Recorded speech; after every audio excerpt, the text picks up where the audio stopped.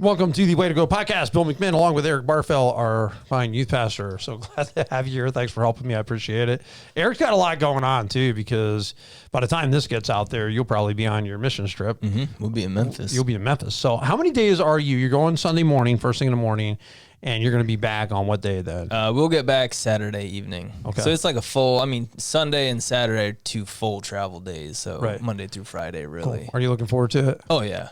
Right. Oh, I love the mission trip. I mean, 5-7 days straight with student, like that's just awesome bonding time. Right. But it's not just like we're hanging out. We're like serving the Lord together. It's hard. It's going to be hot. So I prefer when there's stuff to do, obstacles to overcome, because that's where you see growth. That's where you see challenges and see how people face challenges and people work together. So I'm a huge fan of that. And I tell students every year, like I'm like, I don't know how to play this up, but like it's not fun. Right. If you're looking to have fun, it's not summer camp that's meant to be like, it is work. Right. But that's the fun of it. Like we're working together. We're getting to know each other a little better. We're in the trenches with one another. So I love it for that reason. And I mean, it's Memphis. It's going to be real hot. It's going to be some kind of hot. How many down students there. are going?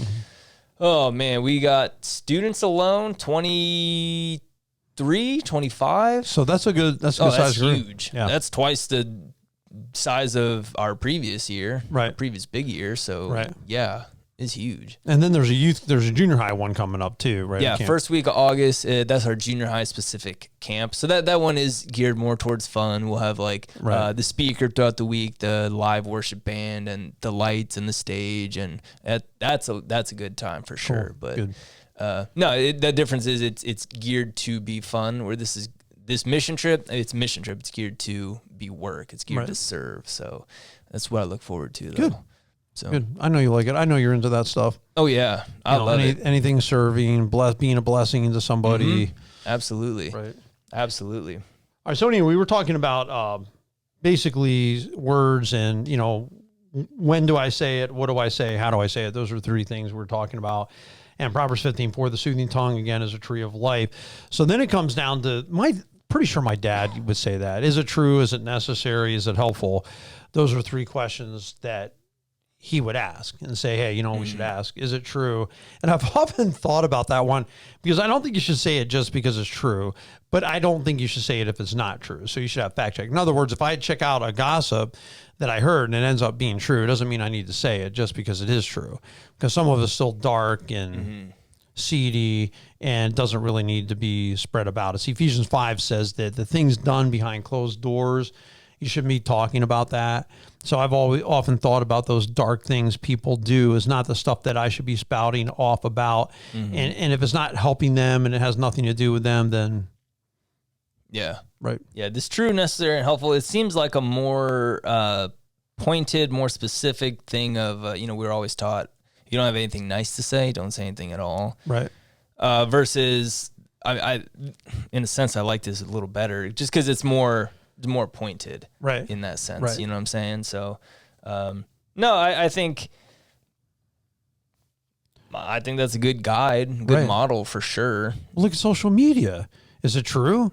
How many stories get shared out there? They're not even true. Right. And you have to ask yourself, did that even happen? Was that even said? I mean, I was told, somebody calls me up, they're texting me. They came to see me. And then, my whatever talked to somebody in the church and somebody in the church said this. My immediate question was, did they? Mm-hmm. Are you sure about that? I said, because you ought to hear the things I've said that I never said, that somebody said I said. That is no truth to it at all. Mm-hmm. So I think that's the first question to come back to us. So if I heard, Eric went and said he's not a Christian anymore, I'm just being totally absurd. I would not immediately say, oh, wow, did you hear that about Eric? Mm-hmm. I would think, did Eric really say that? Come on, are you sure about that? Yeah. I believe pretty much none of what I hear.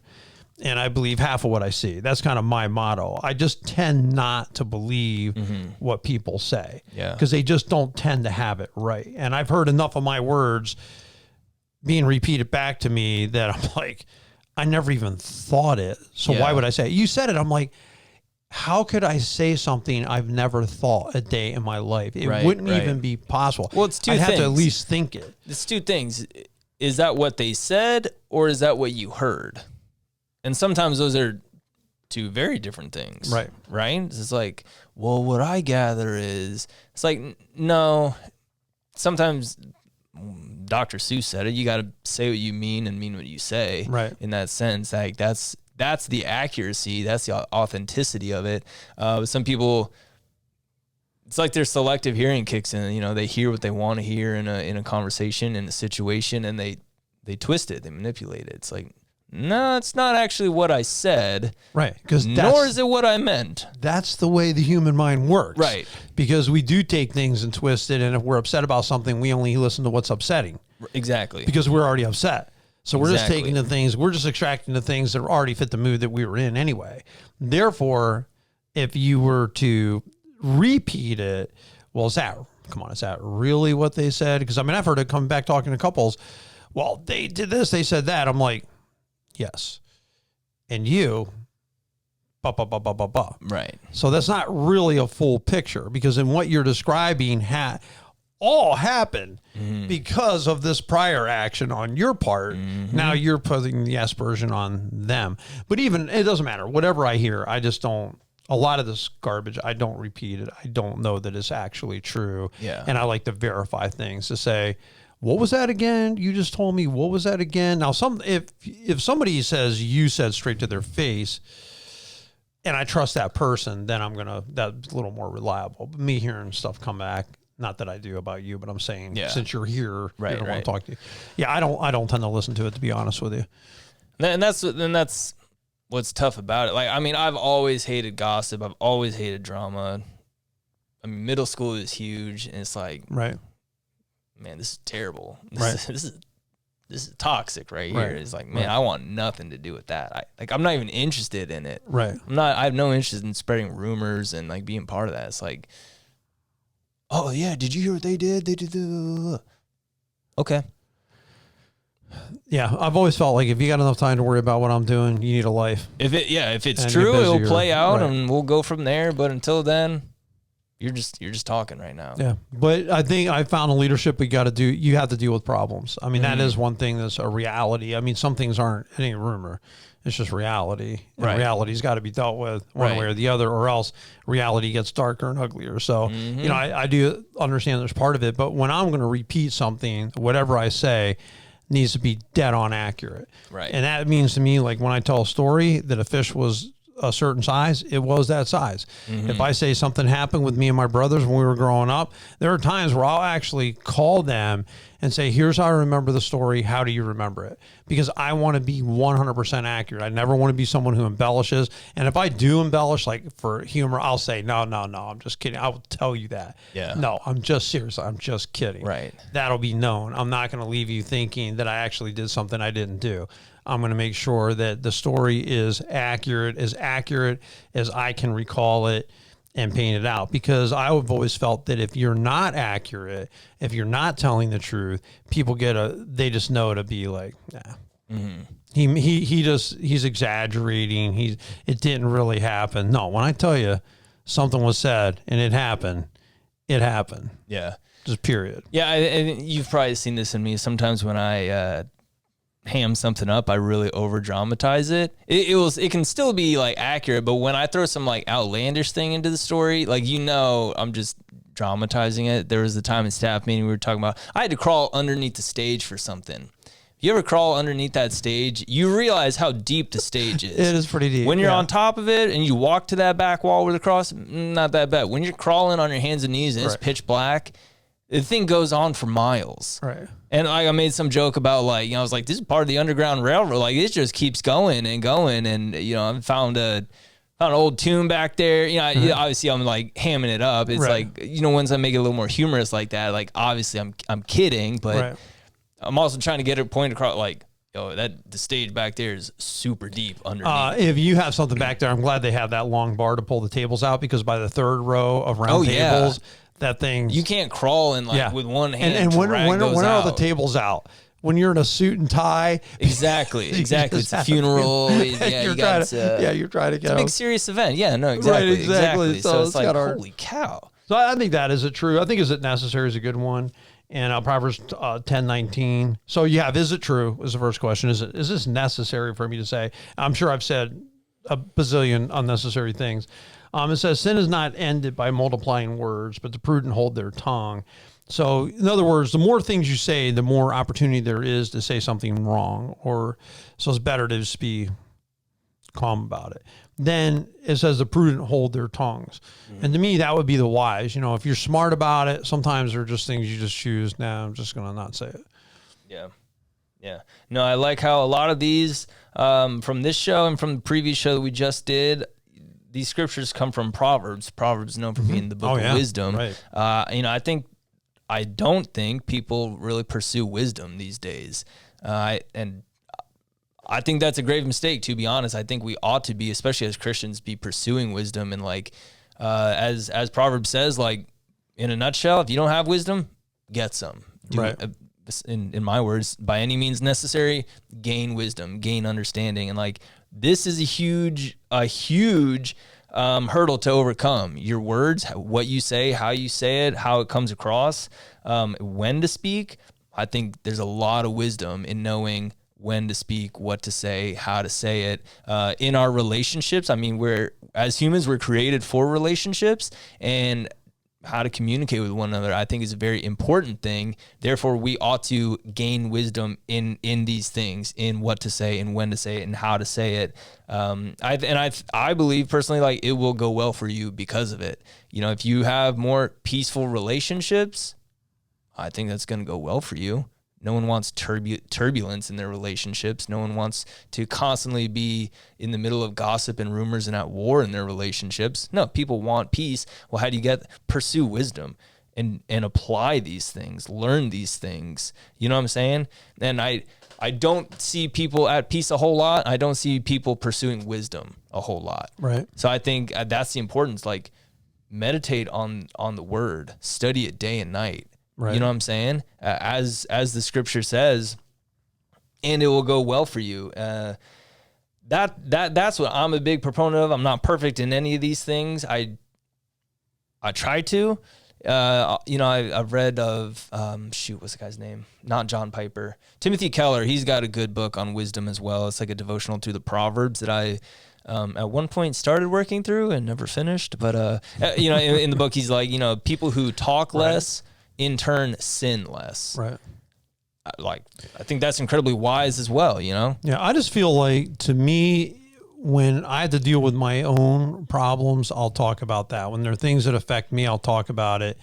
Where I'm not going to talk about it is when it's just somebody out of counsel through a problem. It's not something when I would go home. I mean, I'll talk to my wife about stuff, but honestly, there's so many things I never talk to my kids about. I never talked because I already lived it. I just didn't really feel like I needed to relive my day because I already lived through it, and there's already enough things that go on in people's marriages and deadlines and trying to get stuff done. And it was, now you go home, you don't want to think about it for a while. You know what I'm saying? Right. Although sometimes not possible, because even then you're getting texts and messages, which is okay. I don't mind it, to be honest. If I feel like I'm helping people, then I'm always happy to do that. But to just repeat salacious details of somebody's life, I don't see, it's pointless. Do you understand? Absolutely pointless. I mean, I think for most of us as guys, what I hear guys talking about, the weather, we talk about that. Talk about the Browns. That's a big topic of conversation. Sometimes about what we do. How's the fishing?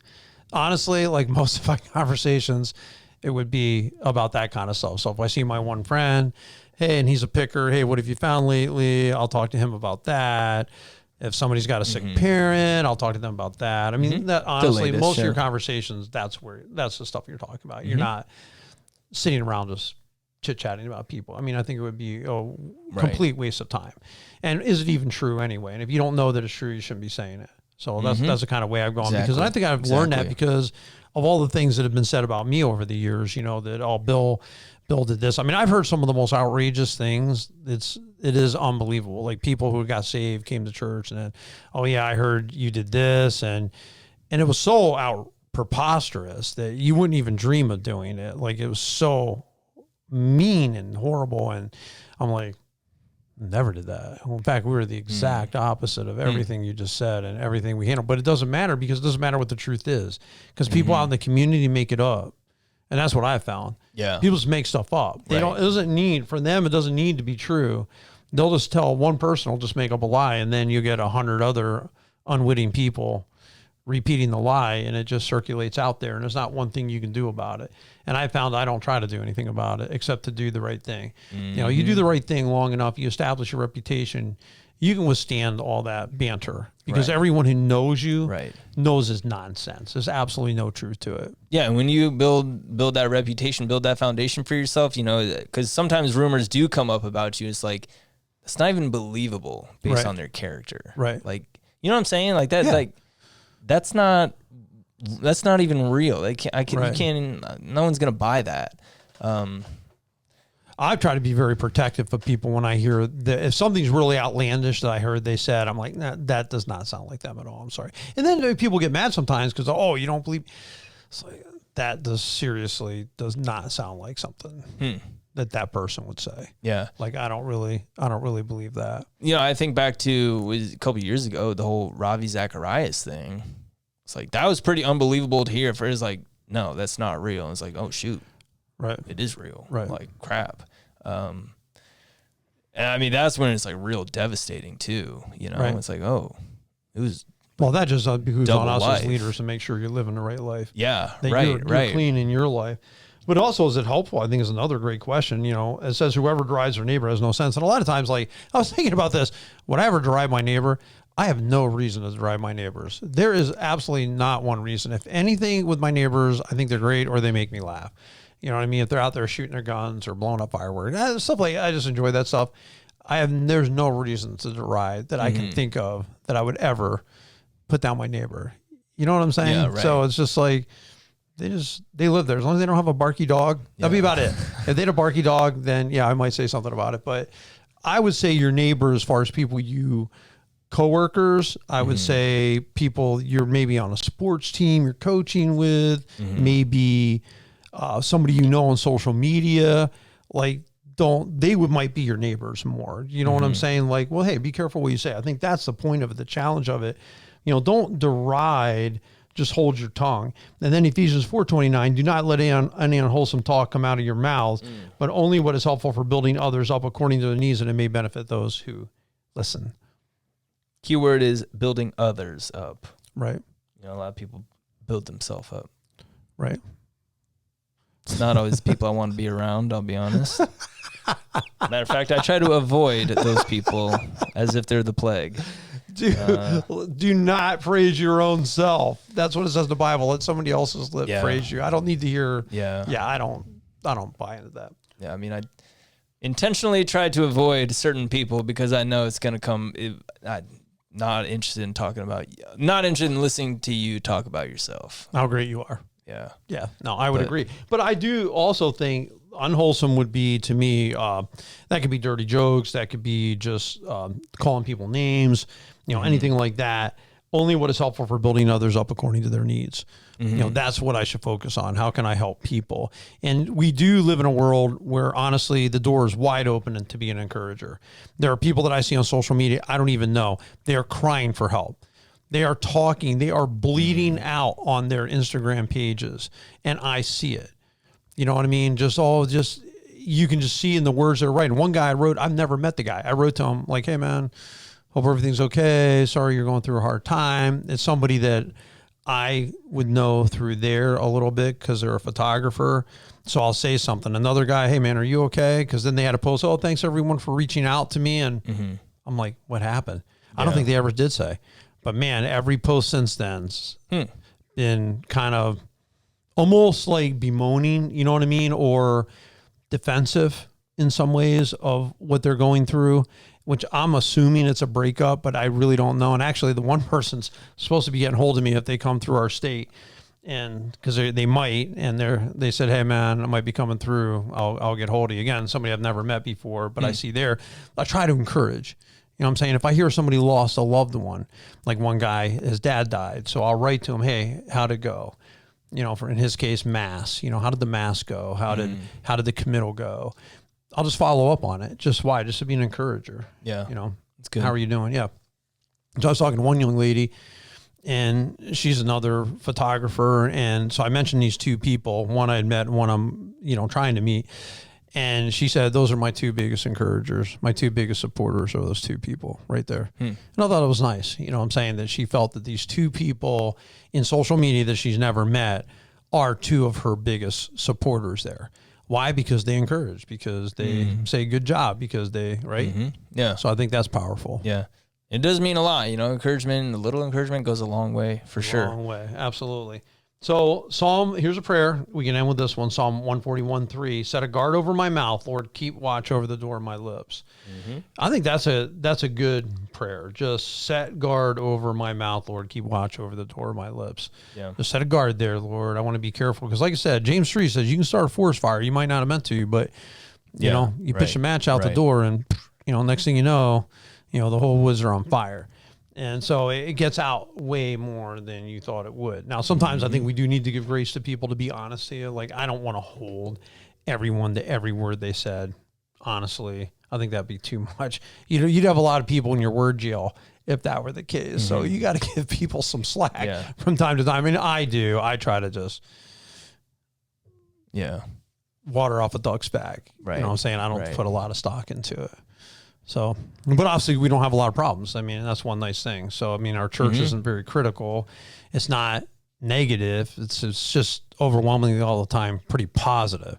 So maybe that too is one of the reasons why when you hear a little bit of this and that, it's not very rattling, because there's so many other positives. You know what I'm saying?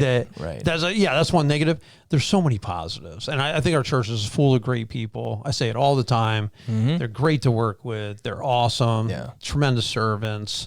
I mean, I love them to pieces. I mean, there's so many. We are so blessed with leaders. That's true. And helpers. So I look at that kind of stuff, and that just encourages my heart. So church, we do super appreciate you. And if you're listening to this, we appreciate you too, because for us to make it worth really putting the effort and time, and for Eric to be here, appreciate that, Eric, with me today, and us to do this. It's nice to know somebody listened to it on the other end. So true. So we do appreciate each and every one of you who listens. May you have a great and an awesome week.